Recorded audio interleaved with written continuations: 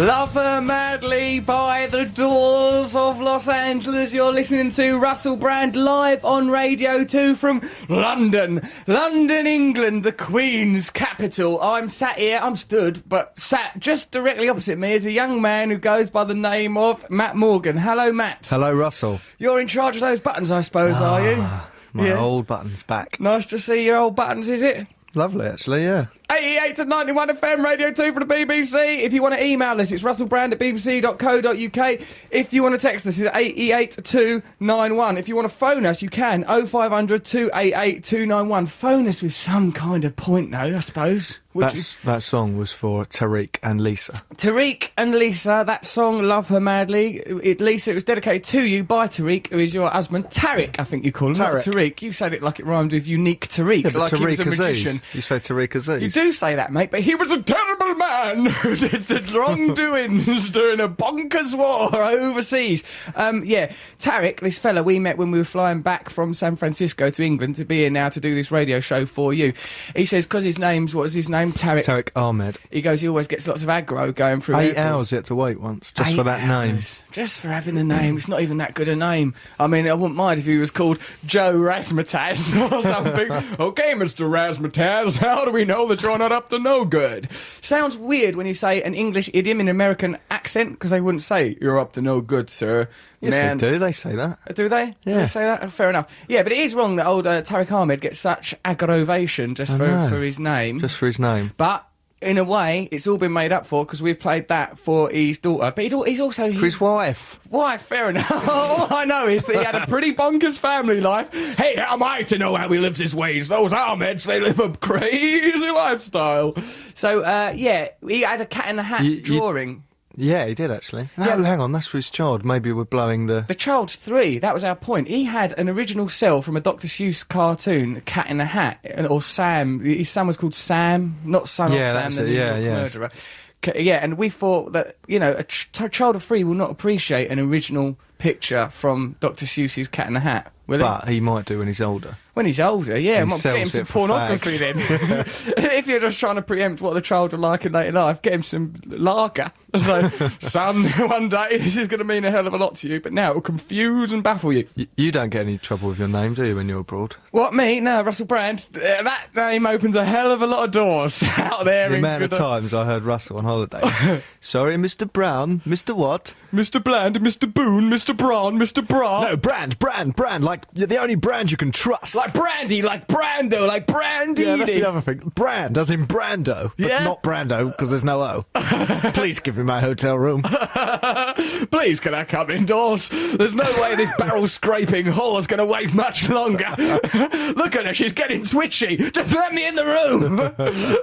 No, none of that went on when we crossed to the USA. It was a glorious goodwill tour. And let me tell you, the people of America are not fairly represented by their government. They're a wonderful nation of joyous, friendly, warm people. Didn't meet a single person who looked at us as if we might have too much oil and like they might like to suck it out of us as a bit of a trick. They were mostly quite cuddly and friendly, weren't they? Really friendly. What a show we have got coming up for you tonight. Later on the show, we'll be talking to Daniel Johnston. If you've heard of him, that will excite you enormously because he is a sort of brilliant sort of singer, isn't he? Singer-songwriter type gentleman. He's a little bit eccentric. I think he's manic depressive. He spent a lot of his life in institutions. He's a subject of the film The Devil and Daniel Johnston. He was popularised by Kurt Cobain. Kurt Cobain kept wearing a Daniel Johnston t-shirt, which made him dead famous. And it's the repercussions of that event which has brought about the fame which I myself am aware of peripherally. He's a brilliant man. And we're going to talk to him on the phone. He might be a little bit eccentric, so it's going to be very interesting. Noel Gallagher and Sarah McDonald have finally done a baby. We can only assume that it came out of her uterus. It is a boy child. We won't reveal its name yet. We'll wait till we talk to Noel, hopefully later on the show, although he might be busy having had a baby earlier today. But he's bound to answer the phone, isn't he? Yeah, he'll take a phone call. I hope he ain't going to be so obsessed with this little child thing that he won't take phone calls from his friends. Otherwise, I'm going to be envious and angry about it. Plus, I seem to remember that he was meant to be being called Russell for the first 6 weeks of his life as a kind of pledge to me. Do you remember him saying that? I do remember that, actually. Let's enforce that. Let's enforce that on this poor child. You can call it Russell. I can, can't I? I'll call it Russell for the rest of its life. Doubtless I shall soon be named as the poor boy's godfather. Right, so so coming up on the show, hopefully Noel Gallagher, the new father. Of course, he has his lovely daughter, our niece, as well, but this is his new first baby with Sarah McDonald. And also we've got Daniel Johnston. That's going to be bonkers exciting. Paul McKenna is turning up here. Change your life in 7 days with a bit of help from Paul McKenna. He's turning up here a little bit later with his manager, Claire, who you all know from the papers as the bird that's going out with Robbie Williams. Sometimes you'll see pictures saying, like, oh, look at this mystery blonde with Robbie Williams. That's her. It's Paul McKenna's manager. Don't know if she's public about that or not. Do you, Matt? She is now. She is now, baby! And that's something we'll be grilling her about unless Paul McKenna can hypnotise us into behaving responsibly and properly on air. Also, Matt, Courtney Love's in town. I just spoke to her on the phone. She says she wants to come down. I goes, come! So Courtney Love will be turning up here a bit later as well. So it's going to be a balmy show with marginalised eccentrics phoning up and wandering in throughout the evening. And look at the people in charge. We're all insane in the membrane as well, so there's no telling what's going to happen. Also, me and Matt will be telling you more about our adventures going across the USA in search of the spirit of Jack Kerouac, as all sorts went on. It were interesting. Should we play a song, Matt? Do we feel that the show has been set up properly? Yeah, I think it has. It's been set up pretty well, hasn't it? Why does it say, like, if Daniel Johnston's song Like a Monkey in the Zoo, why is it credited as Vic Chesnutt? That's because that idiot Nick has put in one of the cover versions instead of the original. Nick put in the original version rather than the cover. Who on earth is Vic Chesnutt? Vic Chesnutt is an autumnal artist. Every sort of September, Vic Chesnutt will turn up round an old oak fire. Mr. G is here as well, our poet laureate. Have you missed us, Mr. G, while we were off in the US of States? Yeah. Why did you Too long a pause? Too long a pause. Don't trust him unless that pause was poetic licence while he conjured up a poetic image, perhaps of you and I, Matt, as cherubs floating in the clouds. It was a pinter pause. It was a pinter pause, eh? Well, pinters' pauses were mostly to illustrate the tension and violence that permeates working class culture. So you look out, Sonny Jim, because me and Matt is from the streets of Compton. Right, have you changed that record over yet? Right, I've changed over. Now we have Daniel Johnston's original version of Like a Monkey in a Zoo. Listen to this because it's really good, because it's making a comparison between his own life and the life of a monkey in a zoo. But like all analogies, it eventually breaks down when he says, like a monkey in a zoo, about things that a monkey in a zoo wouldn't do, I reckon. Here he is. It Matthew having trouble finding it? There yet. Vic Chesnutt's version is still there. That is Daniel Johnston's. So, okay. If this comes out and it's Vic Chesnutt, because like on our TV screen, we can see it says like a monkey in a zoo, Vic Chesnutt.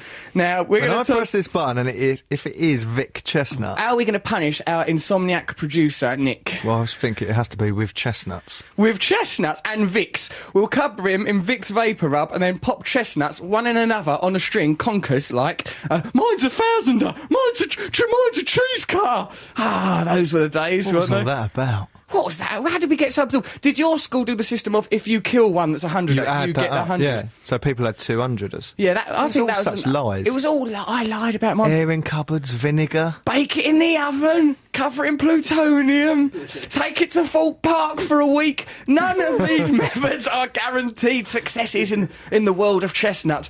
One thing you can rely on, though, is the previously unheard of Vic Chesnutt. Look, this better be Daniel Johnston, because he's coming on the show a bit later. It He's is, an they're both eccentric man. nodding. They're nodding frantically, but that Nick is an insomniac. That other lady there, who I believe to be called Jo, strikes me as a drunkard. Why don't we now listen to, apparently, Daniel, if that's Vic Chesnutt, we'll just yank it off, yeah, Matt? And we'll get Nick in here and strip him down. Strip him down in a nude, and pop chestnuts in every hole in that boy's body. And I'm under the impression he's got 9 genitals. He's a peculiar creature from another land. OK, let's listen to Like a Monkey in a Zoo, Daniel Johnston. Chained to the wall. Daniel Johnston, Like a Monkey in the Zoo, says the title. I didn't hear Vic Chesnutt there, did you, Matt? No, he wasn't present. Thank God, because the Vic Chesnutt of my imagination is a vile character. Fortunately, we were able to spare our producer, Nick, any chestnut-based punishments because there was no actual Vic Chesnutt there. Now, if you listened to the show while we were in the US of States, you'd have heard in Boulder, Colorado last week that Matt said that my new look, which is based upon what I can only describe as spectacular cowboy boots with skull and crossbones on them, He said that I look like an Avon lady and I should be called Sandra Proudfoot. Isn't that right, Matthew? Yes, I'll stand by that. Do you? I've noticed, actually, a couple of people have seen me cowboy boots since I've been back in England and, like... Taking the mickey? Not really, but I've gone, like, this is what's happened. I go, oh, what do you think of my cowboy boots? And they sort of go, like that. It's sort of like, I've not had a emphatic positive response yet. Like, even G just now goes, yeah, look at the cowboy boots, mate. What do you think of them? He went, yeah, right. And he sort of changed the subject. G, what do you think of my cowboy boots?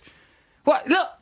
Oh, he's been silent. What can that mean? That's embarrassing. Right, let's see those people that are producing the show. Nick, do you like my rootin' tootin' cowboy boots? He looked down! He said, lovely. He said lovely, but then he's a person that knows that my mood is fragile. But I just saw that he dug his fingernails into his palm as he said it. He did dig him Lovely. in. Lovely. You look good.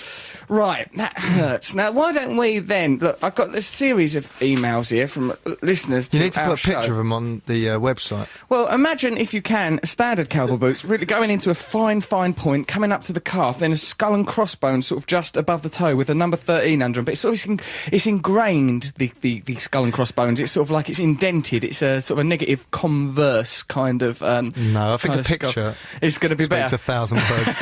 And all of those words are bad taste, garbled. bad taste, bad taste. OK, well, listen to these. Are you going to stick by them, though? You're going to wear them? I'm going to try it for a while. I'm thinking, like, I've got a gig tomorrow night at the Hammersmith Apollo where I'm doing something with Mark Thomas. I'm thinking of wearing them. What do you think? Is it mad? I could see it in the tabloids. It's Sheriff Brando.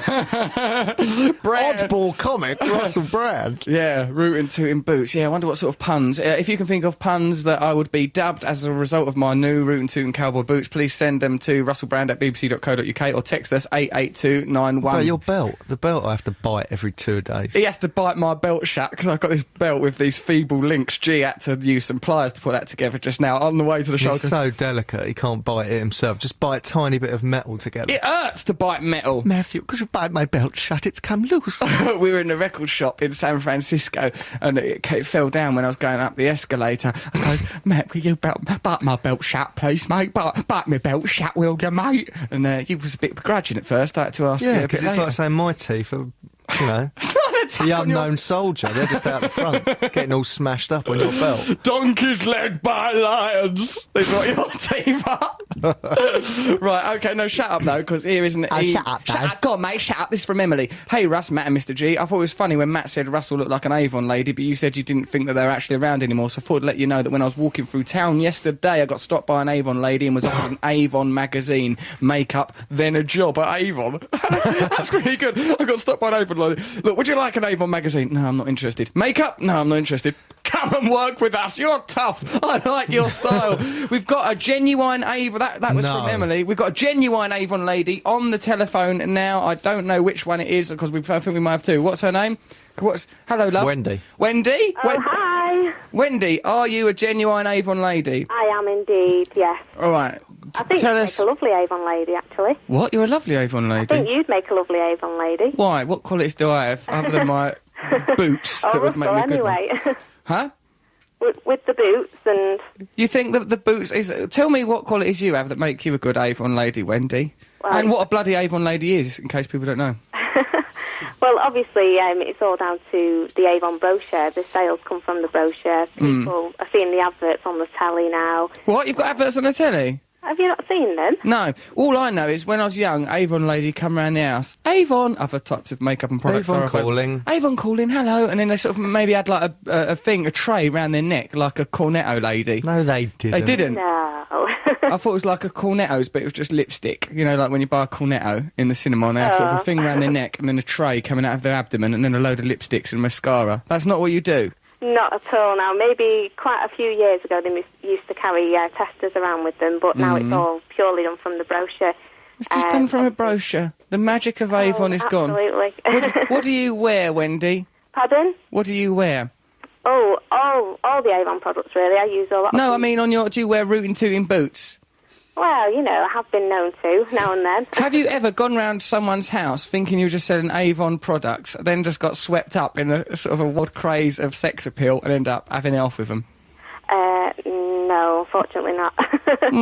That's a shame. Not happened. I do not believe you, Wendy. I think that your initial Avon visits pretty much usually descend into debauchery. Is that a fair assumption? So it's like the confessions of a window cleaner. A little bit like that, but dirtier. Now we're interested. I liked that window cleaner brand. Hey, what are you saying, Matthew? You look like you've got... I was just thinking that I was once an Avon lady. You was once an Avon lady? Once.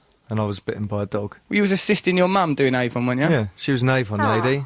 She said, go and put that through that door. I ran over with my sister. She ran away because an Alsatian was there on a chain and it bit my leg. And I seem to remember that to this day you have a powerful recollection of the sound of a chain unravelling and becoming taut.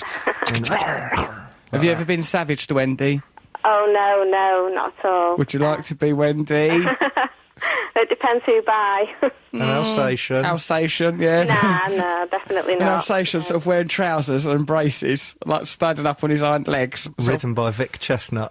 Vic Chesnutt there, holding the harness. He himself taught both of them with their lipsticks out in the Avon tradition. No. It's a shame you're not still doing Avon at the minute. It's changed quite a bit over the last few years. Don't use this as a platform. They've it, you fool. It's the same old Avon. Oh, no. Wendy, we've got another Avon lady on the line. I want to see if you are a fair representation of the Avon lady or if you are some whacked-out freak. Let's talk to our second Avon lady. Wait, Wendy, if you are going to stand on the line, for God's sake, be quiet for a moment. Other Avon lady, hello? Hello. Oh, more serious. What's your name? My name's Jackie. Hi, how are you doing? Hey, Jackie, hi, Jackie, hi, why, Jackie, why, try. Jackie, tell me a little bit about the world of an Avon lady. What the hell is it like? It's fantastic. We've just come back from a really fantastic conference. You had a conference? Yeah. Millions of Avon ladies all together down in Wales. I bet it descended into absolute filth, did it? No, it was fantastic. One of our girls won a tigra. What? She won a tigra? It's Yeah, pronounced tiger. And they're very dangerous. Make sure they get enough Frosties or they go bonkers. Hey, in the middle of the night, right, at an Avon lady conference, is everyone knocking on each other's hotel room doors and going, hey, Avon, I'm a bit bored and away from my husband, fancy an affair? No, we don't. We just go around going, hi, ding dong, we're here. Ding dong. Hello. Why not? Ding dong divas. You sound the more promiscuous of the two Avon ladies we've spoken to this evening. I'm very reserved. You're reserved, you say? Are you a single woman? No. Have you ever used sex to sell an Avon product? Never. Have you ever been tempted to erotically paint parts of your body with lipstick and said, look at this pink lipstick, how can you resist it? Come on, twist it, and then showed your nipple? Not at all. Well, I'd try it, because I think that will shift lipstick to people that don't even traditionally buy lipsticks. Yeah, right. Okay. Give it a whirl, Jackie. That is the world of Avon, thoroughly explored. Thank you very much, Wendy and Jackie. There's nothing more that they can teach us about Avon. Matt, is that I think you sexualised that too soon. Do you think so? I do. Or do you think I didn't sexualise it enough? Because I wouldn't have minded getting freaky with them two Avon ladies, and I frankly held back. You wouldn't be able to do it because you'd be a rude Avon lady. All right. And also, lady, you're coming up the drive in your ridiculous boots. Avon! Everyone doing that thing where you pretend you're not home. Yeah, hide down by the sofa, hiding away. I was always having to hide away from people. Don't know why my life was like that. Right, do you want to listen to a record now? Yes, please. Yeah, we've examined Avon. Right, later on the show we're going to be talking to Daniel Johnston. In fact, we're going to be talking to him in a minute, probably in the next link. Wow, I'm a bit nervous about talking to him because Why? I admire him very much. And Don't talk about sex with him too soon. Right, hold on. Well, let's practice the interview. All right, Daniel. Hello. What are you wearing? Show your balls. Okay, let's not do that. Let's listen to The Cure, shall we? Yes. Yes, listen to Boys Don't Cry. We heard a lot of The Cure in America. Yeah, they love it over They love The Cure. They And can't the get Smiths, enough. actually, on the Smiths radio. are out there, The Cure's. They're living in a time warp. Boys Don't Cry, The Cure. You're listening to Russell Brand here on Radio 2, 88 to 91 FM. If you want to text us, it's 88291. Or if you want to email us, it's russell.brand@bbc.co.uk. I'm here with Matt Morgan and Mr. G in the studio. You can join us virtually in any way that you like to. There's a webcam if you want. Now, if you're a regular listener to this show, you'll know that we often play the music of Daniel Johnston and speculate on the man as he is someone that intrigues us. Well, this speculation can now end because on the line we have Daniel Johnston. Daniel, hello, are you there? Hello, how you doing there? Yeah, All we're good, Daniel. We've just got back from driving across America, so we're kind of tired, but basically okay. How about you? All right. Daniel, Yes? Mate, we've got loads of questions that we want to ask you about.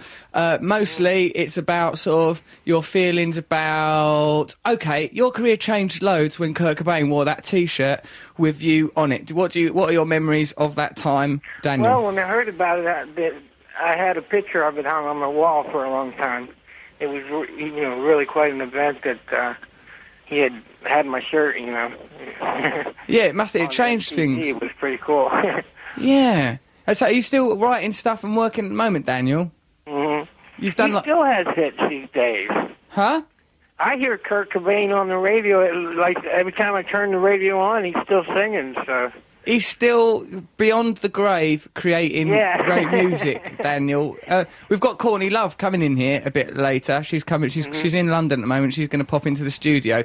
Okay. Hey, Daniel, you know that song, one of my favourite songs of yours is Like a Monkey in the Zoo. We played it a little bit earlier on the show. Can you tell us a little bit what that means? I've got a little bit of Hey Jude chords worked into it in between the choruses, and it sort of started from that, and I just, was thinking that, like being on a tape and singing, is kind of like a zoo, Right. Well, so as a come to see, and you're just sitting there, Yeah. So you feel a little bit like a caged monkey, do you, sometimes? Right. Yeah, I know what you mean. Guess. Yeah, I sometimes feel like that. Because people are like, I like the bit people want you to do tricks for them for peanuts. That's a little bit... Right, exactly. Daniel, I saw the film, the film about you, The Devil and Daniel Johnston. What, have you seen that now? Oh, yes, of course, I've seen it. Well, the thing that's obviously like that a lot of people remember from that film is that time that you were flying in a light aircraft with your dad, and you wanted to jump out of it. Why did you want to jump out of a plane? I took over the controls for a few minutes, and we crashed. Why did you do it, Daniel? Why did you take over the controls? Out of my mind. I don't know what it was. I hadn't taken my drugs or something. Right. And we were lucky to be alive. Yeah. Thankfully, my dad took over the controls at the last second, and we went between two trees, so it stopped us from crashing. God. The wings got chopped off, and so we were all right. But that was really lucky, wasn't it, Daniel? I've done some crazy things. You have, haven't you? Because what is it, like, you suffer from manic depression, don't you? I've been trying to behave myself. It's been like about 10 years now that I've been out of the hospital. Right. And I've been trying to behave myself as much as I can because, Yeah. Well, when you take your medication, you're all right. It's only when you don't take medication... the medication I'm on now, I'm not even depressed. Really? That's good, isn't it? That was the main problem, was the depression, of manic depression. Like Jimi Hendrix said manic depression is a frustrated mess. Yeah. It sure can get bad, Yeah. Yeah, it must do. So, hey, Daniel, does it affect your creativity? Do you think being on drugs for manic depression... I think so. Van Gogh was manic depressive, Yeah. He certainly was creative and suffered a lot. Yeah, before I had the medication, I would get depressed for as long as 3 years. Wow, that must have been... Not be able to get out of it. And, I'd have short times, like adrenaline, like I'd be real happy and it would last not too long, That's the manic phase of it, but... Yeah, the mania phases of manic depression can be quite good fun, as long as you don't hurt yourself, right? You feel upbeat. That's true. Yeah, but you're probably on quite a manic phase when you mistook yourself for a qualified pilot and snatched the controls from your dad. Yeah. So there is a downside to it. It's not all fun being a creative genius. Hey, personally, I really love your work, and I like, it just seems extraordinary to me. What I like about it is some of the, the self-produced stuff that's very innocent and uncluttered. Have you got any plans to work and do more high production type stuff, or will you continue to work in the way that you always have done? Mm-hmm. Yeah, we're doing some new recordings now. We're trying to get a lot better of a sound, in some real studios. We recorded in New York not too long ago, and we're going to do some more sessions here in the next couple of weeks, and so we're having a lot of fun, Daniel, thank you. It's so lovely of you to come on our show. Hopefully, if you ever come to England, will you come and meet us, Daniel, if you come to London? All right, then. We'd like you to. We'd like you to come in here, play some songs for us. Oh, so who I sure would. Good. I sure would. Come, because we love you. Hey, Daniel, who's Vic Chesnutt? On one of your songs, it said, has he done a cover of one of your songs? Who is Vic Chesnutt? Do you know who he is? Yeah, I met him. He plays slide guitar. Oh, okay, fair enough. He plays slide guitar. That clears up. We wondered if he was some sort of villain, but we've cleared that up because his name appeared. Daniel, thanks a lot for calling. It's no trouble at all. It's lovely to talk to you. A lovely gentleman. Take care. Take care. See you later, Daniel. Bye. Bye. Okay, Ah, he's lovely. He's gentle, isn't he? Isn't he a nice gentle? So we can fella? still, like, it wasn't that his manic depression was his source of creativity. Doesn't seem so. He still seems to be all right, doesn't he, on his medication? Seems like he's happier. And I suppose you've got to, eventually there's got to be some sort of trade-off. I mean, if your creativity's endangering your life and the life of others, I suppose at some point you have to take the drugs. What happened with the plane? Well, the way it was rendered in the documentary, which where they had interviews with his parents, his dad spoke on camera and said that Daniel had been reading, he really loves Casper the Friendly Ghost, and he was reading a comic of Casper the Friendly Ghost in which Casper jumped out of an aeroplane with a parachute, which I don't know why he would do, because he's a ghost. Why would a ghost, he's already died once, isn't he, Casper? So why does he need a parachute? Plus, ghosts typically they can fly, they don't have any mass, so why would he need a parachute? You're focusing on the wrong details. No, I think you'll find that this was the problem, is the paradoxes inherent in the character of Casper. So anyway, Daniel had just read that, then he got on a light aircraft with his dad to fly back after a very successful gig that he did, and he thought that that he would like to jump. He goes, "Oh, come on, Dad, let's jump out of the airplane like Casper." His dad goes, "No, we're not like Casper, Daniel, pack it in." And that's when, as Daniel himself just said, he grabbed the controls, tried to be in charge of the airplane. So that's why that happened. It's good how he talked to it. He was very flippant about, "Oh, yeah, I was out of my mind." Daniel Johnston there. Ah, bless his heart. OK, so later on the show we have got Paul McKenna. He'll come in here and bend our minds right up all nice. Paul McKenna, he claims he can get you to quit smoking. He claims he can get you thinner. He makes a lot of claims, doesn't he, Paul McKenna? Hello, I'm Paul McKenna. We've been out this evening. We've had a lovely meal. You enjoyed the dessert, particularly the banter was twinkling. His claim about fear of flying? What, I can cure your fear of flying. Get drunk. Really drunk. That's what I do. Yeah, he did say that. You have trouble talking to women. Get drunk. Really drunk. That's what I do. Oh, you worry about getting into fights. Get drunk. Really drunk. Break the bottle. Use it as a weapon. Paul McKenna's advice is basically... Is that why there's a load of booze lined up I bought some booze for McKenna, because, loosen him up a bit, because he can be quite professional at first, but once we get him, sloshed, loosen old McKenna up, we'll be all over him like a rash. Let's get right hold of him. So we're going to listen to Nirvana now, Matt. Yeah, Daniel mentioned them. He mentioned them, didn't he? So, it gives the show a nice through line to listen to him. Here's Nirvana. They hung him on a cross. Nirvana, they hung him on a cross, and you can see there how he would be an affiliate, a friend, an admirer of Daniel Johnston with that much more acoustic, looser style of recording what he done then. Here's some emails. Cowboy boots are great. I have some lovely red ones. Jen, Edinburgh. Female. Russ in boots. Love Danielle in Sheffield. Your boots sound really cool. I got some, then realised that Noel Fielding has some exactly the same. They are cool. Ha ha ha. Love the show. Jess. Well, fair enough. Thanks, Jess. I've just looked up Vic Chesnutt on Google, and he's a 42-year-old quadriplegic from Jacksonville and not a nasty man. Frampton, Doncaster. Fair enough. Why didn't Daniel Johnston mention that? Or perhaps it ain't the same Vic Chesnutt, because he said slide guitar player. Quadriplegic means that you can't move any of your limbs, doesn't it? Well, that's not his musical skill. I know that, but I'm saying, how's he going to play a guitar if he can't move any of his limbs? If I'm looking at it. Slide a chin? All right. But how's he going to hold the fretboard?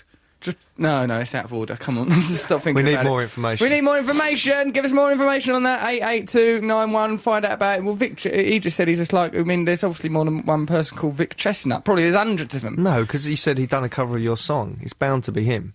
Yeah, that one's bound to be him, but it weren't Daniel Johnston that says Vic Chesnutt is a 42-year-old quadriplegic from Jacksonville. That was Frampton from Doncaster. Daniel Johnston ain't just sent us a text to follow up his phone call. Hey, how's it going? There's a man in Cheltenham, says Anna, selling chestnuts, big bags for 50p. I love the show. Anna. Well, thank you. If you find yourself in the Cheltenham area and you're a bit peckish, you fancy a chestnut, have one, have some.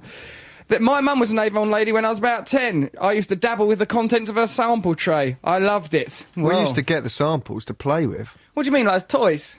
Well, yeah. What, you imagine there's something else?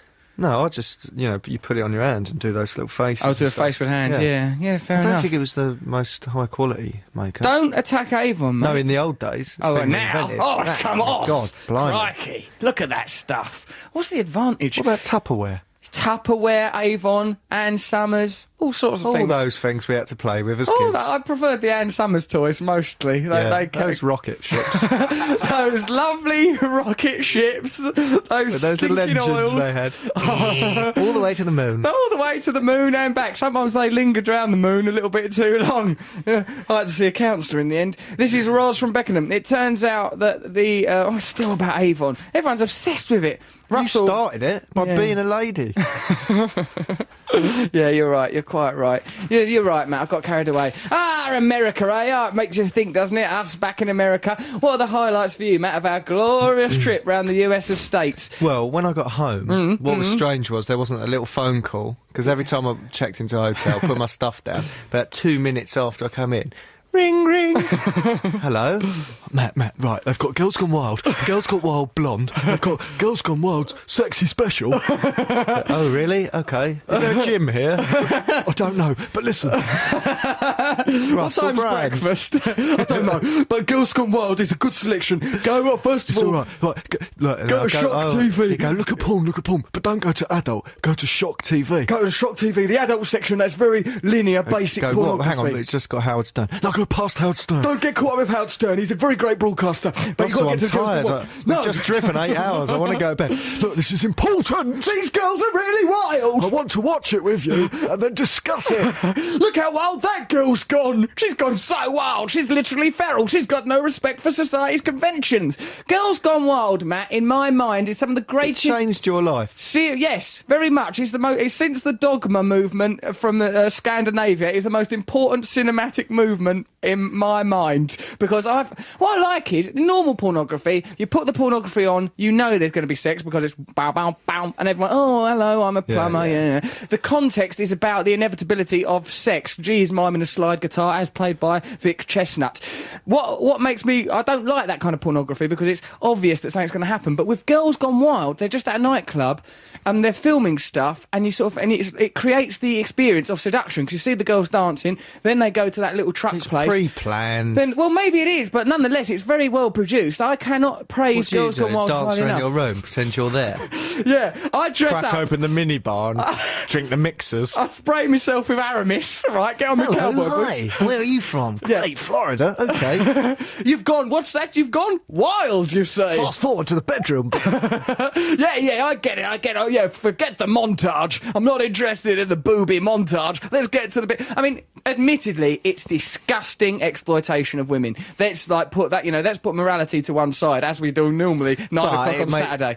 But at least you were in your room watching previously done exploitation of women instead of going out into various cities across America. I'm creating my own unique Girls Gone Wild experience. Beep, beep. Hello there, I'm Mr. Toad from England. Would you like to go wild? Pop, pop. Boop, boop, be-doo. Yeah, that's right. As long as I'm safely caged watching pre-made Girls Gone Wild. I mean, it is wrong. It's abominable. And after the revolution, there will be no porn. I will spiritually elevate myself to the Porn point... can be okay. Can it, mate? I think it's wrong. I think it's the wrong thing to focus on. Some women enjoy watching porn. Yeah, well, that don't mean it's right. Some women enjoy chopping off animals' heads. Probably. That don't make it right. Why are you saying chopping off animals' heads? Because as a younger man, Matt, I used to amuse myselse endlessly. Horses are ever so arrogant, aren't they? They stand there up on their big chopstick legs, breathing only nasally.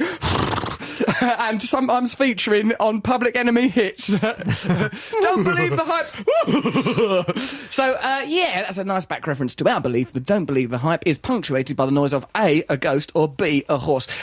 So, yeah, one of the best bits of the Girls Gone Wild experience, not discussing it from pornography, as we've said, pornography is probably spiritually wrong. But what about that bit, Matt, where we were in a hotel, I believe in Ohio, Columbus, right? And we got to the hotel and there wasn't, like, you had to ask to get the movies put on, all movies, be it, like, sort of films like, what's that one? Knocked Ratatouille. Up. Or Ratatouille, a film where a rat makes it as a chef. Imagine that! How's a rat going to make it as a chef?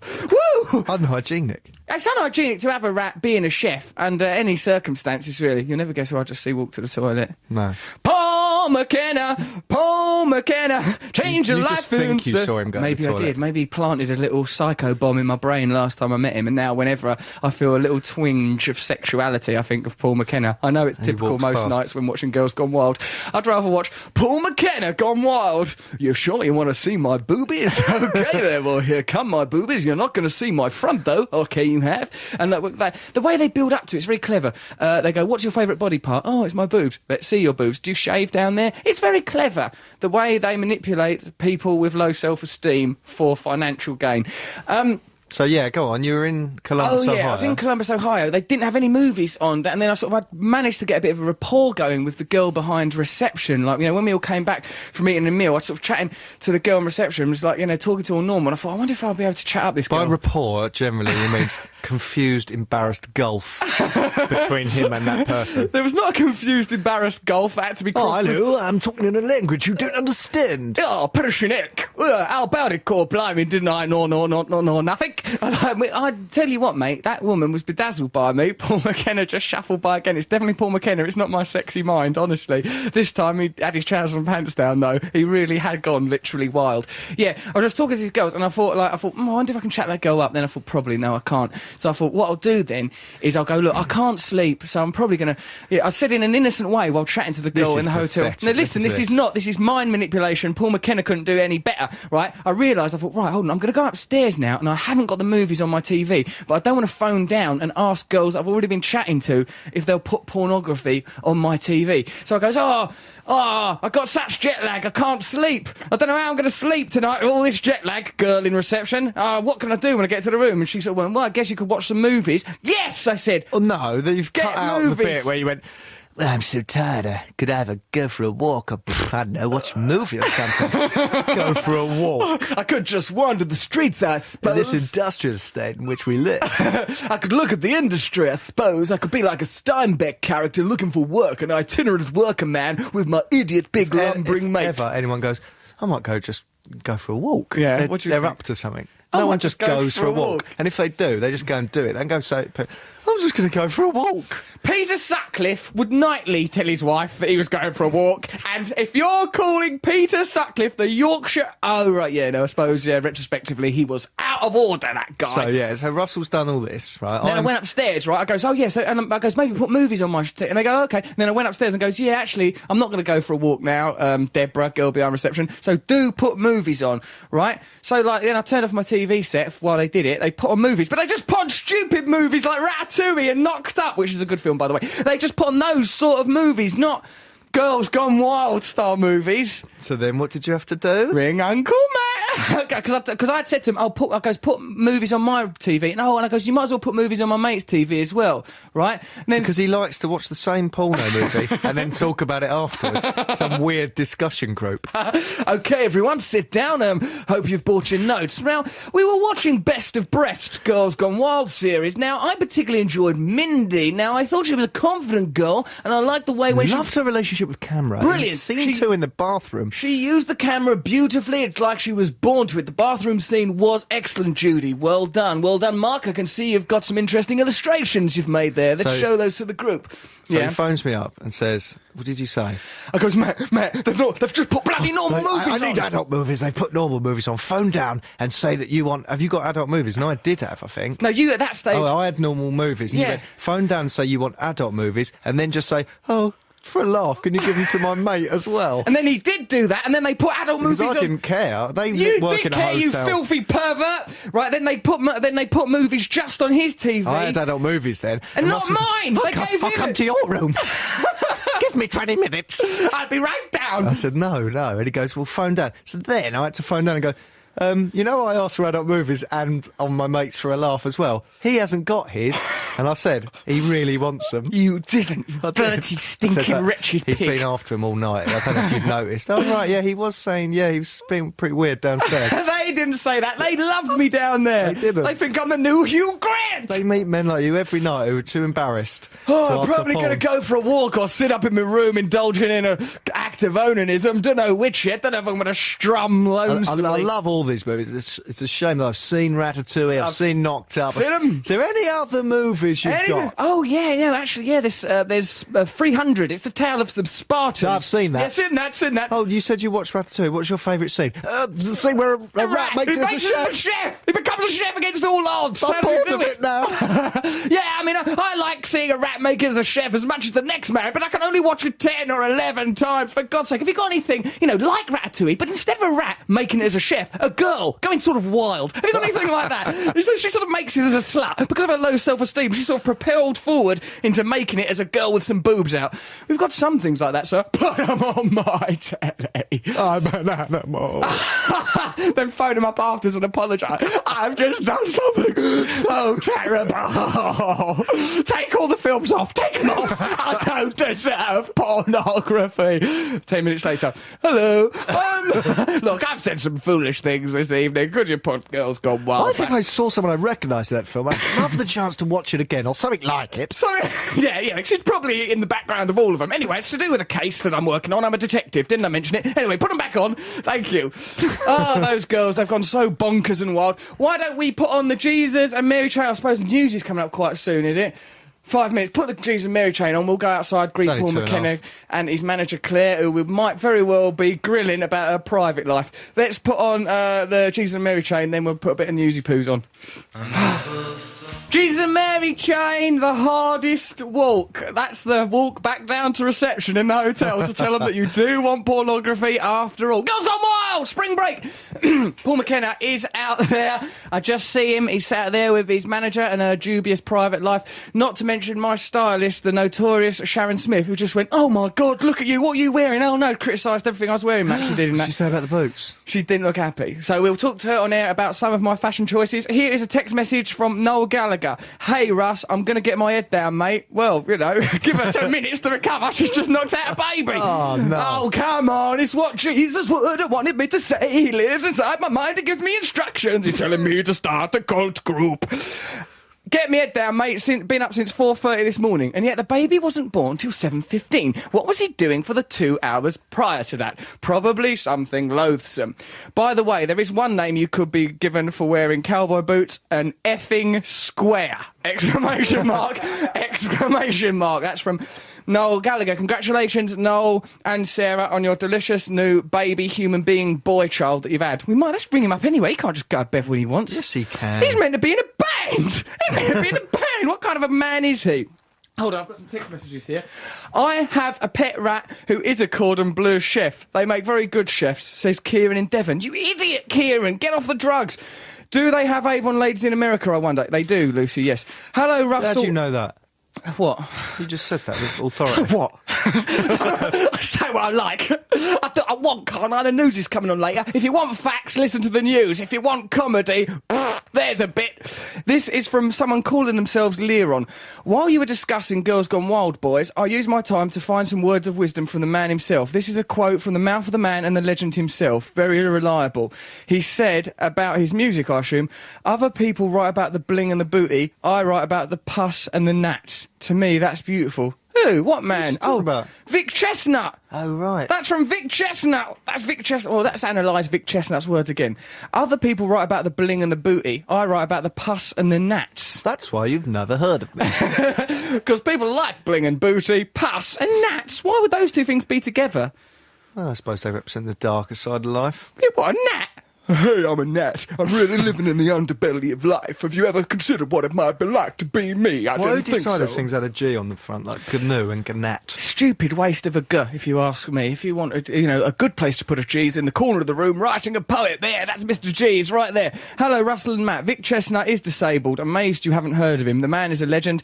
There's even an album called Sweet Relief 2, which is a collection of his fantastic songs covered by other great artists. Look him up. We will play him next week. We'll play Vic Chesnutt probably even this week, if we can get his records. The producer looks confused and baffled, but that's his general stance in life anyway. Hello there, says Rob from Preston. Love the show, it's great. I listen every week to your podcast. Yours and Matt's American adventure last fortnight has partly inspired me and some friends to go on a road trip in the US next summer. Have you got any tips? Yes, we have. We'll be back with those after the news, as well as Paul McKenna, who I've just learned is the UK's leading non-fiction author, selling over 3 million books. What? Get lost. Well, that doesn't make sense. What, Paul McKenna? People are buying up. Change your life in 7 days with a bit of help from Paul McKenna. Your life is a shambles. Look at the way you walk, talk, and smoke fags. Right, OK, let's have a bit of newsy poos. Look out the window. What's going on in the world? It's absolute balderdash, isn't it? For more details on this crazy bonkers world, 88 to 91 FM. This is Radio 2 from the BBC. Here are the sales. UMass, the Pixies. You listen to Russell Brand on Radio 2. Before that, it was the news.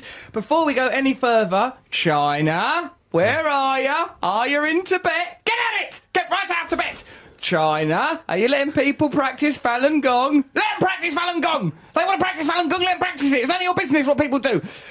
Paul McKenna's here. He will change your life in as many ways as you can imagine. Hello, Paul McKenna. Oh, it's lovely to see you. It's lovely to see you, you big, sexy brute of a man. Oh, that's very kind. Stop it. Do you remember last time we met, Paul? And it was me, you, Matt, several other people. Some of them were famous, I believe. Deck out of Ant and Deck, Robbie Williams, sat round the table. Yes. And you admitted, quite out of the blue and out of nowhere, that you wanted to have sex with a chimpanzee. Well, I didn't actually just admit it out of the blue. It was that you said, and you know, I had a couple of shandies, you know, myself and Matt had by that stage.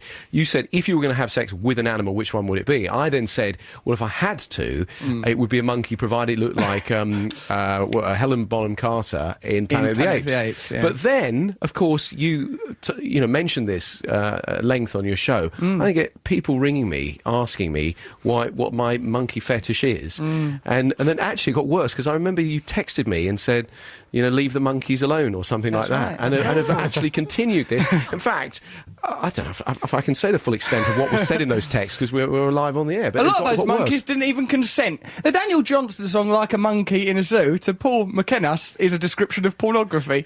Whereas to most of us, it is the entertainer's condition as a puppet. Paul McKenna, let's learn some facts about you. Okay. Hypnotist, writer and television personality. Well, I'd like to dispute all but one of those. You got this off Wikipedia or something, didn't you? You can't believe anything you read on there. Can you not? Oh, no, it's absolute rubbish. The whole thing. Anyone... Well, actually, it's not anyone can go and write anything on it.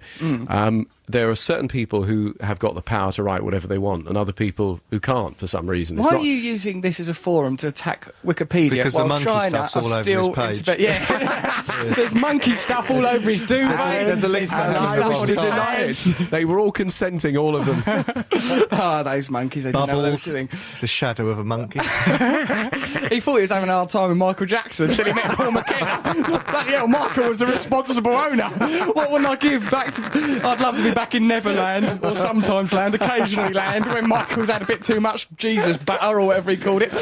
At 15, Paul McKenna worked as a DJ in Topshop, which is bizarre because it's a clothes shop and doesn't require a DJ.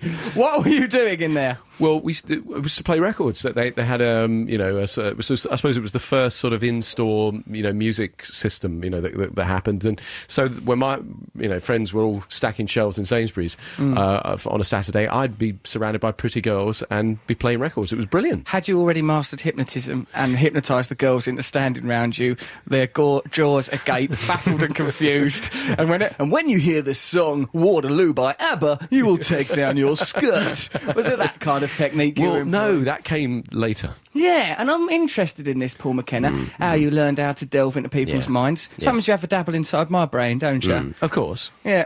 I have a dabble in many celebrity brains. You do have a dabble in celebrity brains. I remember when I met you, of course, I was a celibate young gentleman looking forward to a career in the priesthood. Look at me now. Little more than a pervert. Occasionally having to pose as an orangutan for my master, Paul McKenna. Paul McKenna, how is it that you look like... Tell us what on earth... Like, you know, sort of like people like you, Darren Brown, David Blaine, all these hoaxers, charlatans, the type folks that we have to tolerate in our culture. How is it you've learned your mind-bending skills? Well... from you a do book, radio. actually. You shouldn't leave great big pauses like that, Paul McKenna. It was a sort of Pinteresque pause. It was Pinteresque, for but there's been too many drama. Pinteresque pauses on. It's like a bloody production of The Homecoming. It was actually from a book. It was a book. Actually, what happened was I was working on the radio. I went one day to interview the local hypnotist. I used to do yoga and meditation. I had a bad day that day, and why? What happened? I had a row with... Was the zoo shut?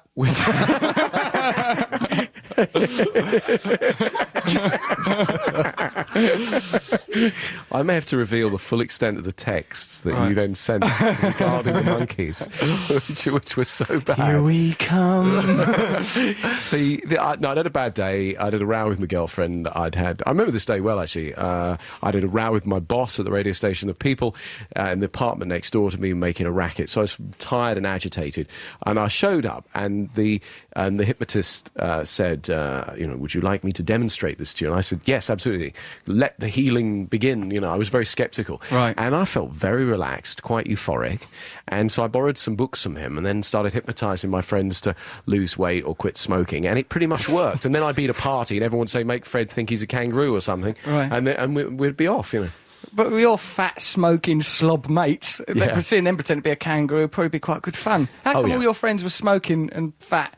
Well, not all of them were, but some of them were. Right. Well, they weren't after I'd finished with them, obviously. I mean, I had done my, Yeah. Because in all seriousness, Paul, the dabbling you've done in my brain's been very successful. Now, it seems to me, because you've helped me. Like sometimes before I do a performance, Matt knows, he's worked with me a very long time. I get a little bit anxious, worried about things. And in the old days, good old days, it would just be some nice heroin or booze to get me relaxed. Don't do drugs, they're bad for you, right? And but now, flatulence and chanting, and I go off and he does. He chants in a room. What do you chant? Just like Russell Brand is the best. Come on, Russell Brand, you're bloody great. You're such a laugh, good old Russell Brand. Your fashion sense is beyond question, Russell Brand. Right, okay, on with the show. I do Hindu chanting, bit of Buddhist chanting. I mix and match. I mix up the dogmas and doctrines. Yeah, do a couple of Hail Marys, do a couple of Hail Hitlers. Bang, I get out there. I have a hell of a time in that toilet. Lovely place it is, lovely atmosphere. And I do some of Paul McKenna's techniques as well. What I remember, what's important is situating your being in your stomach rather than up in your head. Breathing, positive visualisation, transplanting negative self-image with positive self-image. Very helpful, Matt. Could stop you from being... I'll tell you what, you should cure him, Matt Morgan. What a hypochondriac. Yeah, please. On that trip, right, here's what he had. Asthma, food poisoning, Saturday night fever, the lurgy, everything he had. It's like him. Nikolai, the bloke who gave both Freddie Mercury and Kenny Everett AIDS. Allegedly. Allegedly, that might not be true. Matt is a similar sort of health condition to that poor chap in his final months. Every day there's something new wrong with him. I had asthma and it was proved. I had to go to a doctor. Yeah, he went to a doctor, but imagine if you go to a doctor and go, oh, doctor, a card, I'm feeling wheezy, help me. The doctor can't go, get out, you maniac, because that's how your doctor spoke, wasn't it, Matt? He's a crazy Chinese man. Crazy bonkers Chinese man. Can you help hypochondriacs? He listened to my chest. I breathed and he went, yeah, you're very wheezy. Yeah, probably just putting it on. I bet you... You can't put on a wheeze. Of course you can, listen to this. Help me, I'm Matt Morgan. I'm in San Francisco, it's full of hills. I'm really nice to you when you have a migraine. Because they're actual illnesses, not made-up phantom pregnancies. How does anyone know that? No one can see inside your head. No, they can't, and that's why I'm so lonely. Look inside, Paul, look inside. Take away the loneliness. How can you help hypochondriacs like Matt? Actually, you can, yeah. It's... If in all seriousness, grow up. That's how. That's a good technique. That would work. But actually, all it is your worry thermostat, if you like, is set too low. So everyone worries about their health, but some people worry way too much. Yeah, Matt, he worries about it all the time, constantly. But there's actual. But hypochondriacs think there's something wrong. Hypochondriacs say, I'll just pretend to have an illness. There's a website which actually I probably shouldn't say this, which helps you diagnose whatever it is. Monkeysinbras.com. I think I found that website. Yeah, I thought First so. one. And people go to it and they spend hours on it. Maybe I've got this, maybe I've got that. Yeah. Doesn't help, does it, Paul? Oh, it makes it worse. He shouldn't be allowed on that website, should he? It was asthma, which I had as a kid anyway, and it returned when I went to San Francisco. Yeah, what about the food poisoning? I've got a brain poisoning? tumour. You said you had food poisoning. I had a bad stomach. You said that you couldn't walk one day. Other visions of Christ, he said he had another. It's just unbelievable. I the put up with so much from you. of conditions. I'm depressed. I was dreaming about my nan, but we're in a spaceship. All this stuff he comes out with and I have to tolerate and go, hey, that's all right. It's just because you're far away from home. You're a crazy genius. Which animal was it that you wanted to have sex with? I think, what did I want? Seahorse. No, I think I would... Well, you said seahorse now. Seahorse. Oh, it was a tiger. That's right. Yeah, you said it was manly. That's right. I remember, That's what I look for in a sexual partner. Manliness. And Matt wanted flamingo because of its egg hole. Egg hole, yeah. No, because it was pink. Yeah. It's got long legs and Not very bit of a elegant. Cheeky, lovable, good sense of humour. sassy, but not rude. A couple of G&Ts pop out with a flamingo. But on one leg, though, not very stable. Yeah, I know, but you're not holding with the way the main he'd treat it. body. Matt wheezing up behind it, prodding its egg hole with his angry... Yes! Give us a kiss, darling! It won't take long. Give us one of your lungs, darling! Breathe some life into me! Old Matt wheezing his way across the states like Nana Moon. Paul, what's your new book at the moment, then? My new book is I Can Make You Rich. Can you? I believe I can. You can make you rich. Well, I can make me rich. I'm already rich. Telling you this book.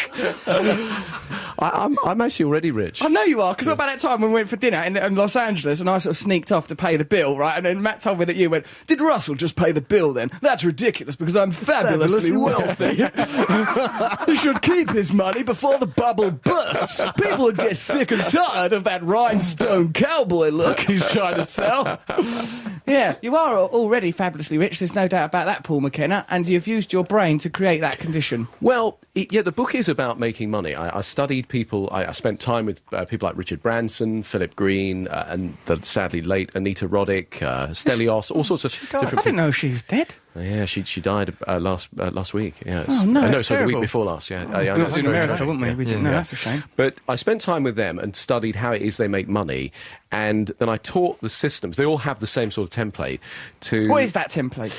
Well, really, it's about you have to find a way to add value to either solve people's problems or make their lives better, and then charge them for it. So if you invent something that makes everyone's life better, or people want you, or entertain them, or something like that, people will pay for it. But what Richard Branson did, for example, he's sitting on airlines in the 1980s, and there was one movie, I don't know if you remember this, everyone watched the same movie, these dreadful little headphones, the seat's uncomfortable, the food was awful, and he thinks, I'm stuck here for 8 hours, if I had an airline, what would I do? You know, and he designs his airline inside his mind, and then he writes it all down, and of course revolutionised the airline business. But the other half of the book is about finding emotional wealth, if you like, is feeling happier in yourself. Because what I didn't want to do was just create more miserable rich people. Because a lot of people who got a load of money are really miserable. They've got no family life, no friends, no quality of life. So half of it is conditioning your brain to be... But this is the question I would ask you. If you had all the money in the world, what would you change? What would you keep the same? So would you change your friends? Would you change what you... There'd go. Right? Would you change what you eat? Would you change what you laugh at? Would you change where you live? Would you change what you drive? I don't know. All the things that you say you keep the same, I think, is where you're already living rich. All the things that you change is the things that you perhaps where you need to get richer. Right, so there you are, Paul McKenna. OK, that sounds like a good book. It could be, what would I change? What would you change? Well, there'd be a lovely, glorious revolution. I'd get all that money, I'd burn it, then I'd set up a super... I'd have tigers, but with no teeth or claws. Lovely, sexy little tigers with 3 or 4 genitals all up and down their back like a stegosaurus with vaginas instead of spines. Oh, that'd be gorgeous creatures they but were. manly. Manly, still butch, yeah. I put them in cowboy boots. Hello, sailor, I'll teach them how to talk. Tigers gone wild. Tigers gone wild. Are you a tiger with low self-esteem? Do you shave down there? They're great.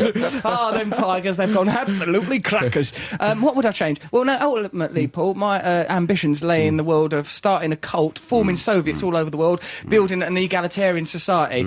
He's glazed over. I'm going to sell my house. I don't believe in wealth anymore. I'm going to sell my house and buy some common land. Like I'm going to start... Common land? He's heard that something. He doesn't know what it means. It's a bit like where the Wombles live. It's essentially what that is. It's a lovely place. Buy some common land.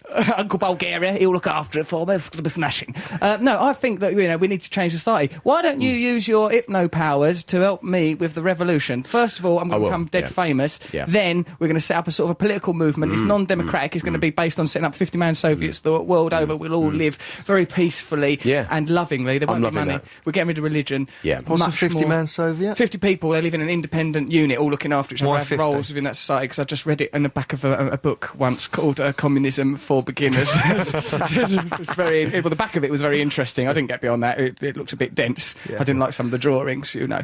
So, OK, well, you can help with the revolution. Thank you, Paul McKenna. I'm happy. I'm here. I'm basically here for the revolution. Thank you. I'm glad you've turned up. It's lovely to have you. Now, stay with us, Paul McKenna. Okay. Are you going to... we listen to Run DMC? Well, why not? Why not listen to Run DMC? I've got no problem. Oh, before we go, Sharon Smith, what do you think of my new cowboy boots? Speak loud. They're not good. What? They're not good. They're really wrong. What's wrong with my cowboy boots? It's all wrong. I can't believe you're wearing them really lovely jeans that I got you with that dodgy belt and those boots. Don't you cry about my boot. You don't know about style. Made his own decisions. It's like he's come from his mum's dressing up box. And I've got these buttons as well. Look at this. I'm wearing this fox fur. I look fantabulous. Right, OK, let's listen to Run DMC. We'll have more from lovely Paul McKenna, and Courtney Love is going to turn up here any moment. Excellent. Let's see how many mad people we can fit into this show. Now, Peter, Piper. That's a trail there for Mark Lamar's show on Radio 2. You should listen to that. It's ever so good. He knows his music, doesn't he, Mark Lamar? Does, yeah. Yeah, he seems like he's a very nice man. Now, listen to this. It's about a sexy ghost. Who wants to listen to a story about a sexy ghost? Who doesn't want to listen to a story about... Nick, what are you doing stalking around here? Nick, our producer, who's an insomniac. Hey, can you help him with his insomnia, Paul? Yeah.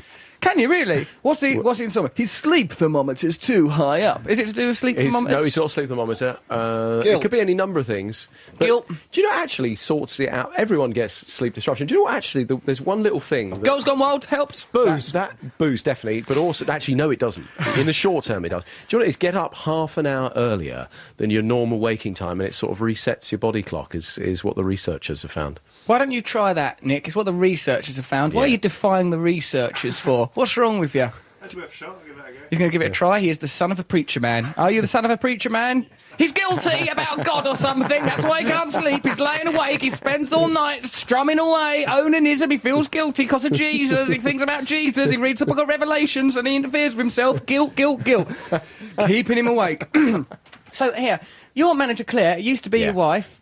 No, now, not wife. You just fiancé. She used to be your fiancée, then you realise I'm not marrying her. She's a right pain in the arse. In the nick of time, might I add. She's an attractive woman. She often features in the tabloids these days. Yes, she has been recently. Does that sicken you? No. Because she's been going out with Robbie Williams and things like that. I couldn't possibly comment Perhaps on they're just her friends. private life. Because you know Robbie Williams. There's one thing that defines Robin Williams. It's having female friends. Robin Williams. Robbie. No. Oh, yeah, him. Him with the hairy arms. I love that guy. He's bonkers. He's so simian, he wouldn't be safe around Paul McKenna. Courtney Love is at the door. My God, look at this show. Come in, Courtney. Come in, dear. Doesn't she look thin? She's looking fabulous. Courtney, you look so thin. Yeah. Hey, Courtney. That's the sound of Courtney Love walking in the room. She's walking up to... They're kissing each other in an LA way on both cheeks. The other half ended up well. Just having a normal chat, even though we're doing a radio show. They're forgetting you, the listener, but I'll never forget you. I live only for you, the listeners. But she's just chatting away. She's got no respect for the radio show. She's out of her right. Courtney! Hi, Russell. I love you. I love you. Is that your response? You look ever so well. Oh, thanks. But you stink of fags. Quit smoking. Why didn't you talk to Paul McKenna about it? I actually brought my band if you want us to play a song later. But Paul I actually bought my band. You said that as if it's a handbag. Would you just bring your... my bands. What have they got instruments? One's got a waist about this big and boobs like this. Bring her in. It's a he.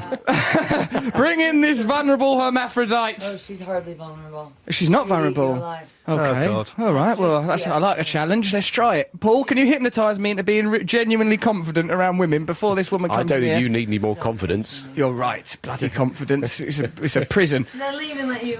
No, please. Courtney, come in and join him at the show. What are you doing in England? Buying a house. You're buying a house, are in you? St. John's Wood, I think. Oh, that's nice. You look really well. Why do you look so damn thin? Well, he hypnotized me Paul McKenna hypnotised you. into putting my fork down. Right. Remember all Half an hour. Yeah, that's right. It was a Put your fork down half an hour couple of earlier. years ago, Stop scooping up great wads of butter. Yeah, pretty much. And Really? cinnamon buns and I can't swear, right? No, And don't swear. It's stuff. live radio, BBC And Radio 2, stuff. the Queen's radio Well, station. the guy downstairs didn't know who I was, so I used a very bad curse word as my last name. You used a bad curse word? Yeah, you'll What see. letter did it begin with? F.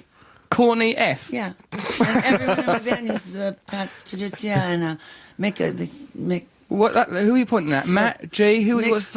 and Oh, F. right, you just put F words. F. Right, okay, I get the system now. You put a load of swear words all over Well, our the guy signing didn't know book. I was in it. That's why we're half an hour late. Courtney is an African, English African type gentleman. He is not under any obligation to worship the music of Hull and your more recent records. You're very lucky that he didn't elbow you in the guts and kick you out.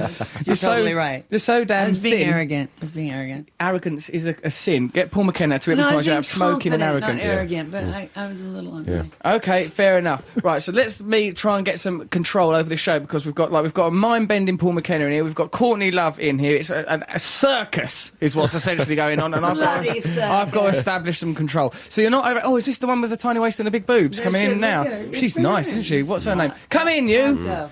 What's her name? Patricia. Oh, yeah, Patricia. That's Micko. Patricia and Mick. Hello there. How nice to meet you. I'm Russell. That's Matt Morgan. That's Paul McKenna. He will hypnotise you into.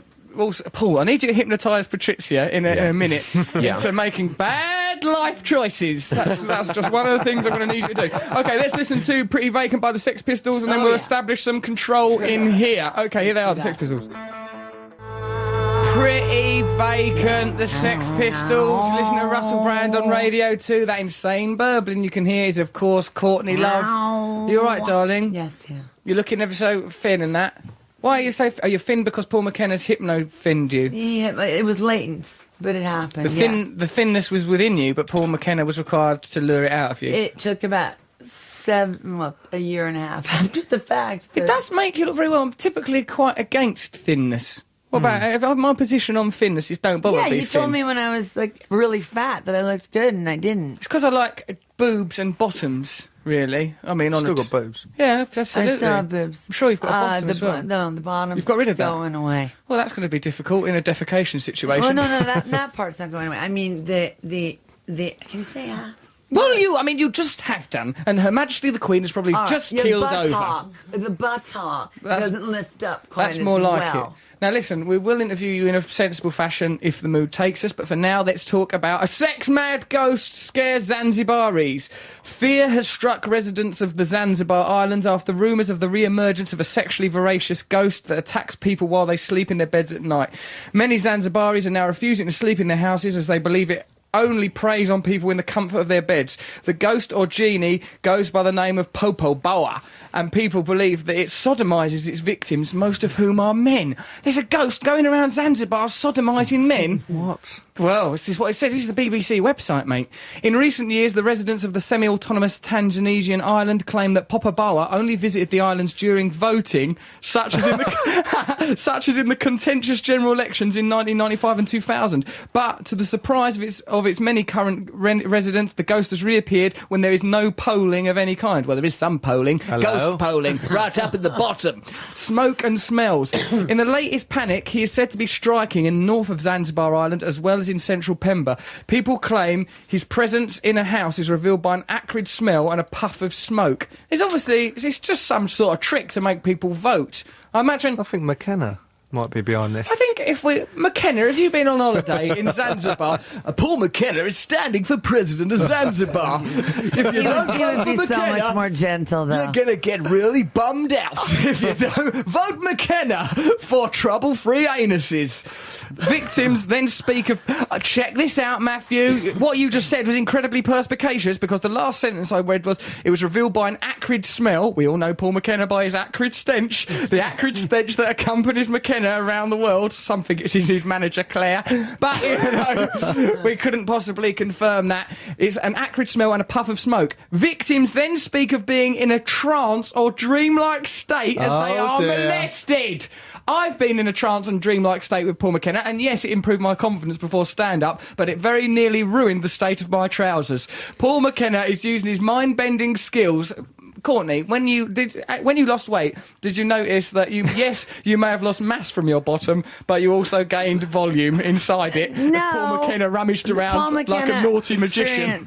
The Paul McKenna experience, I gained more confidence. Yeah, because I had a lot of what you just said, plus post-traumatic stress disorder. But the other thing he hypnotized me for, it did not work at all. 1 a.m. he hypnotized me.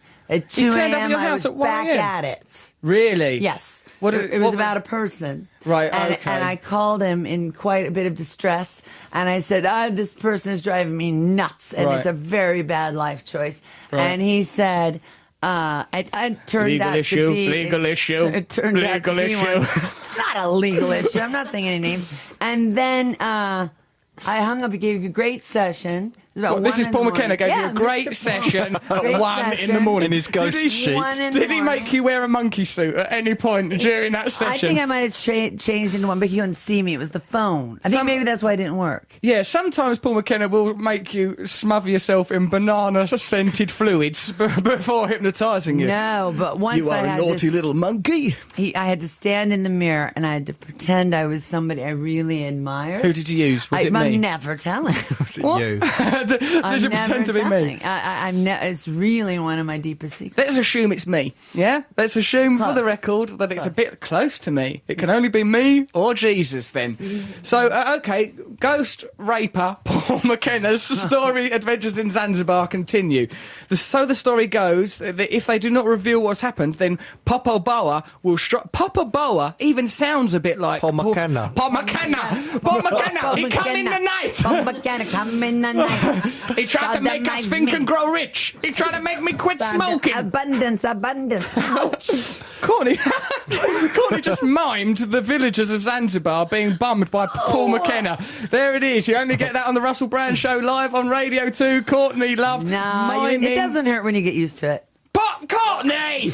The Queen listens to this. I would like to apologise. I see the word testicles right there. Yeah, well, we've all seen the word testicles. We don't mention it on the Queen's favourite radio station, love. We don't do that. Her Majesty's probably listening. Ouch. Oh, it's okay now. God, I don't know. You're meant to be an Anglophile. Look at the way you're treating this great country.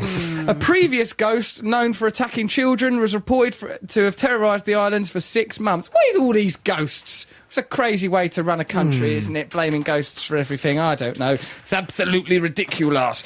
Okay, Matthew Morgan. Well, hey, you'll be interested in this. So we travelled across America. I know you did the on the road 50 years anniversary thing. That's exactly what we did. Traced the journeys of Cassidy and Kerouac across America. You're more American than me. I'm too much of a pussy to ever have done that. She means that in a, I don't know. Wussy. Cat. Wussy. Wussy. A wussy. She's Meow. Wussy, there we are. She's Wussy. one of the least offensive guests. McKenna.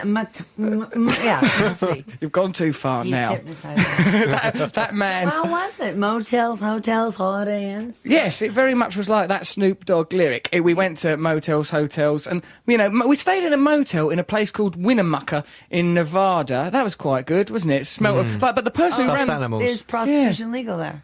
Well, I don't know, but I hope so, the way we carried on. Lots of places in Nevada, they have legal brothels. They did. It was actually. Yeah, 'cause we went to a past a cat house. We went in that cat house for a bit. With nothing happened there. We just got a matchbox. God, it was depressing. Oh, it was depressing. Yeah, Because I have a legalised friend who went. prostitution, it's It depressing. is. All I have a prostitution. friend that went to the cat house, and then she went to the Cherry Patch Ranch. What do you mean? Who is and this friend? Valley of the Dolls. What was she doing? It was before she was in a band that had a moment here in England, and then they're disbanded now. But I thought she was going to get. They made them wear all the same wigs and really dark lighting. Well, that's not good, 'cause that ruins the They were all variety. really unattractive. She thought she was Right. become very wealthy, and mostly it was locals. $15 for the full thing, and you only get half, $7.50.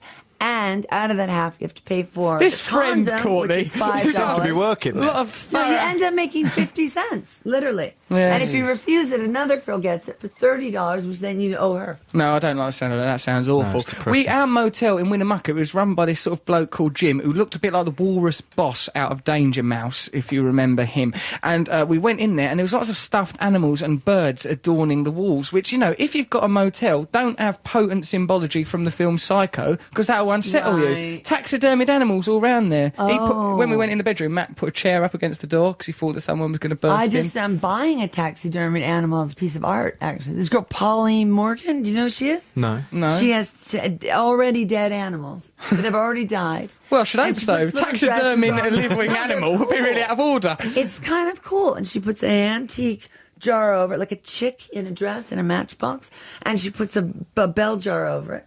Wow. It's kind of beautiful. It sounds to me like a bonkers surrealist vision. She is a chick in a dress in a bell jar. Bonkers, she is. She's really pretty, too. It's pretty eccentric. Polly Morgan's her name. Okay. It's a Hurstian, but more feminine. Okay, thank you very much. There's a bit of art critique there from the lovely Courtney Love. Yeah, well, my advice is don't sleep in motels. The sheets smell unusual, didn't they, Matt? Cigarettes and sweat. Cigarettes and I sweat know, was I like everywhere. the high end too much. I stay on the tour bus. You stay on the tour bus? Yeah. Yeah, well, Because I have a good thread count. On my have you got thread. are you doing anything over here or any records Buying or a tours? house, mixing a record. Yeah. Gonna go to Paris for Fashion Week. Okay. Because I'm kissing a lot of fashion butt. Why are you Went doing to that? Ball the other day. Why are you kissing fashion butt for? Because lots of reasons. Some that are Machiavellian that I don't want to tell them, but Scheming temptress. scheming stuff. And then also, I blew my fashion cred By? with the whole disaster. Was there a disaster? There were two. What did you do? You don't go on One about was it. a dude thing that was weird, and then one was me going to court a lot Right, and yeah. looking horrific. You look nice now, though. Well, yeah, I look great now. You're in great shape. Now, listen, right, you're going to do a song here with your band who you bought. when you're done with Paul. Yeah, I didn't right. mean to interrupt Well, you. that's all right. It's okay. It's very nice. I'm Paul feeling very McKenna's... polite and unfunny. You're lovely, don't you? Don't condemn yourself. I mean, usually I can keep up with you. You're like, lovely. You're doing very well. We had a moment. nice, sensible chat. Don't put yourself under pressure, Courtney. For heaven's sake, you're lovely. It's nice to have you. Go and set up with your band. We'll play a record. Then we'll get... Can I just say one thing? Go on. About Russell. The head of Universal saw the dailies for the film he's in Oh, I know. and said he's knocking it out of the park. No, that was what Edward Norton, the actor, said. He was Hello. knocking it out of the park. And that American what he fame. just said to me, that she thought he'd be intimidated by the situation because it's quite a big deal. Not with and his he ego. obviously No. wasn't, and he was the best thing in it and stealing Wow. every scene. Not my words. The words of Courtney Donna Love. Langley, actually. She And read off a piece of paper. Matt. Headed testicles. No, I'm not blowing smoke. I thought you'd get nervous. Thank you very much. I'm there going to it leave is. now. All right. Okay, I'm out. well done, Courtney. Well done. There she is, off the cuff, Courtney Love there, reporting back from Universal. You better enjoy me in this country while you can. Let me know. Set up with your bloody band, Soon. woman. Need you soon. We're going to close the show. We're going to close the show for us. We've got Mr. G coming up with some poetry. We'll get Paul McKenna back in here, but now we are going to listen to a little band called The Smiths with a little song called The Boy with the Thorn in his side. Don't swear. I said side. She said Fair side. enough. Side's a sort of swear word. Depends where you put your winnie.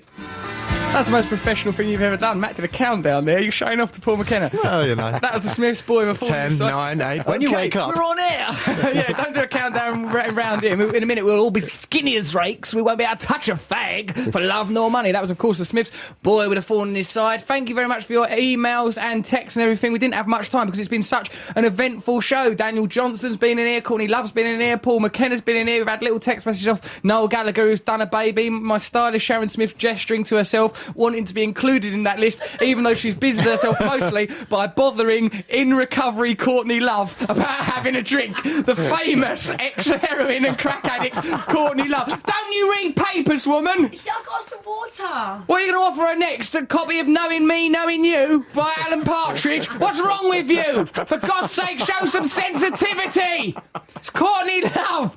She's one of the finest performers this country's ever known. And she's American. Should we get her in here? Paul, thank you for coming back and being in here It's with my us. pleasure. It's lovely to see you, mate. It's a good show, isn't it? It's a lot of good fun. It's a cracking show, this is. We have a right laugh in here. What did you say, that we should be the breakfast show on Radio 1? Well, I said it sounds...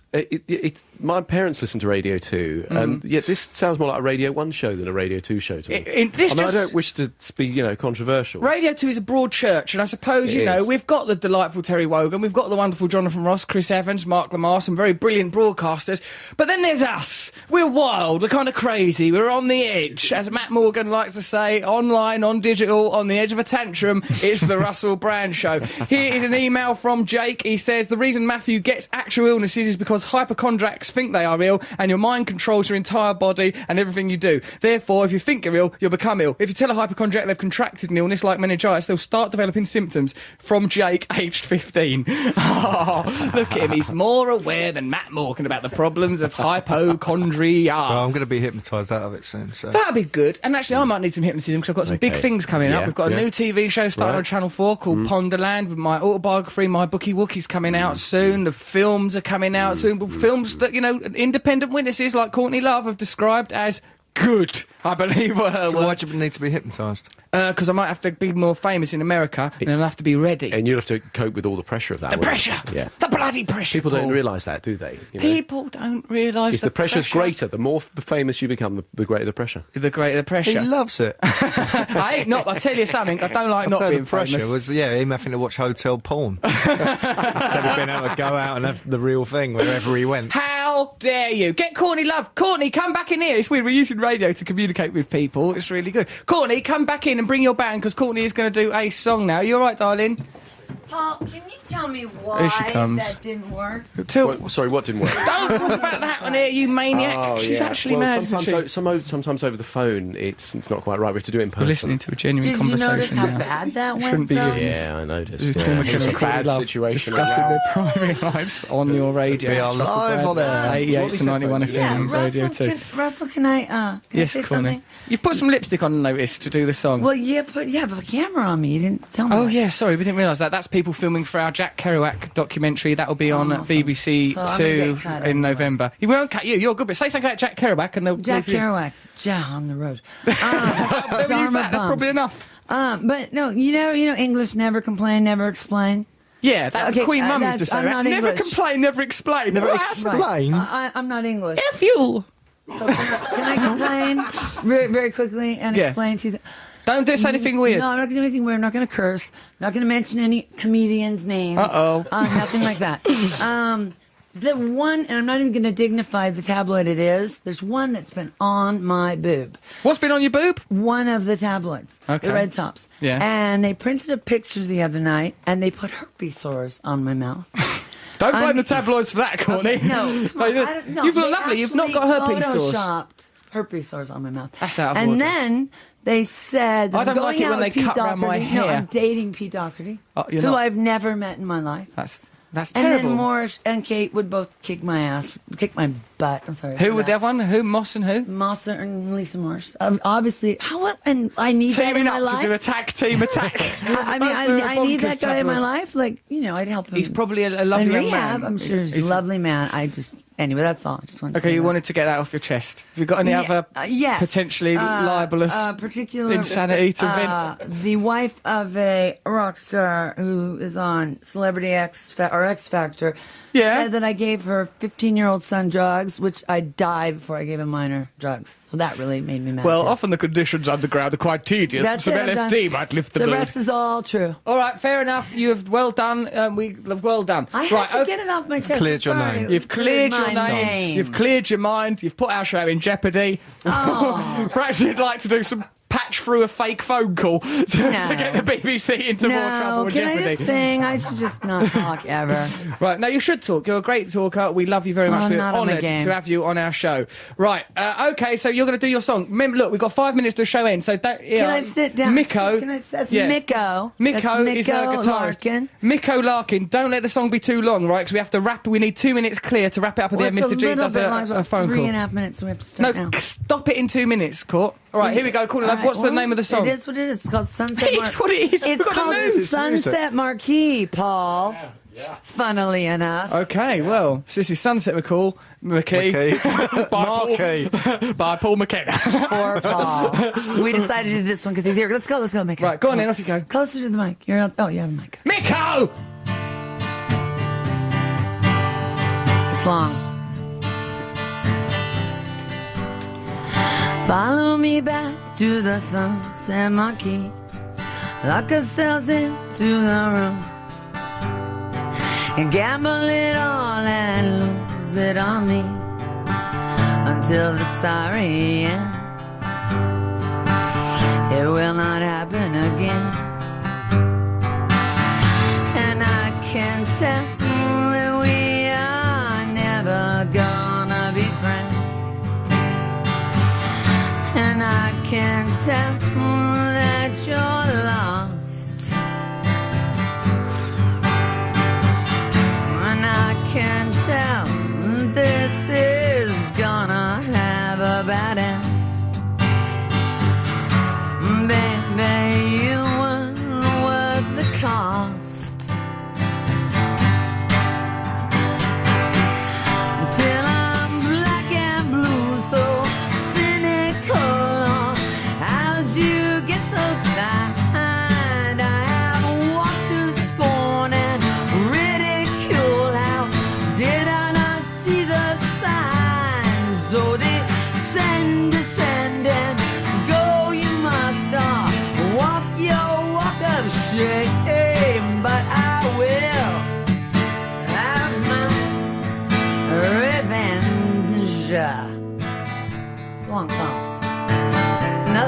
chorus. You can stop now. Truncate it.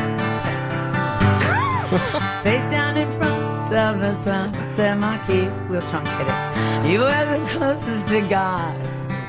You can do all the things that no one believes. People like us do. One more chorus, right? They haven't got a clue. And I can tell that you have come to burn me down. And I am at your feet in ashes. And this will end in tears with all lost and unfound. It's just a story you can cash in. And no one knows where we go. And I know that you don't care. But you are the overseer of the depths of my despair. And it's glorious and dead. And I know that you are there.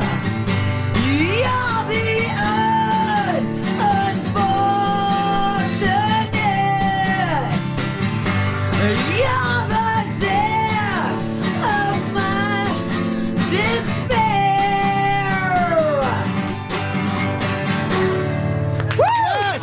Excellent work. That's Courtney Love and Nico with Courtney Love's new opera, Sunset Marquee. That's had a fantastic. long way to go. I like you I got into truncated it. It was good truncation. You got into it very well. Mr. G is now going to summarise the show. Please welcome our poet laureate, Mr. G. All right. Yes.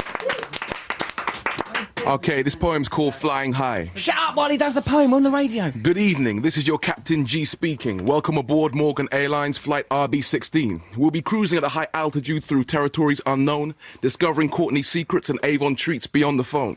If you glance by the window seat to your left, you'll see Matthew struggle to juggle both the buttons and bite the belt. Whereas by the seat to your right, Russell takes a walk up the aisle to request an in-flight movie. Could it be? Yep, Girls Gone Wild. Hostesses will be moving throughout the plane to display our selection of duty-free, but we sold out of toy monkeys in bras once we passed Paul McKenna's seat. Stand by for laughing. Everybody hold on to someone tight. I hope that you enjoy Captain Daniel Johnston, because he's your pilot for the return flight. Woo! Yes! It's all in there. How does he do it? All on the mic. It's Mr. G.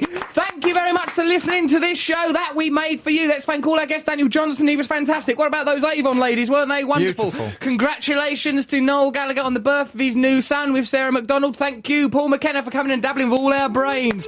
We apologise to the people of wherever it is that you're going around raping people, posing as a ghost, you filthy hypnotist. Thank you, Courtney Love. You were wonderful. Thank you for that song. Have you done that on radio before? No. It was a premiere. It was a premiere, a world premiere. Exclusive.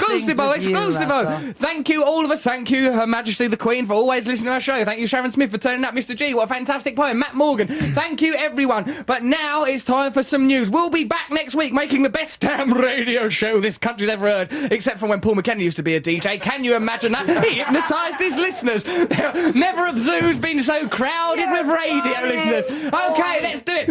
Now it's time on 88 to 91 FM on Radio 2. Some news. This is what's happening in your planet. Boy, I love you, boy.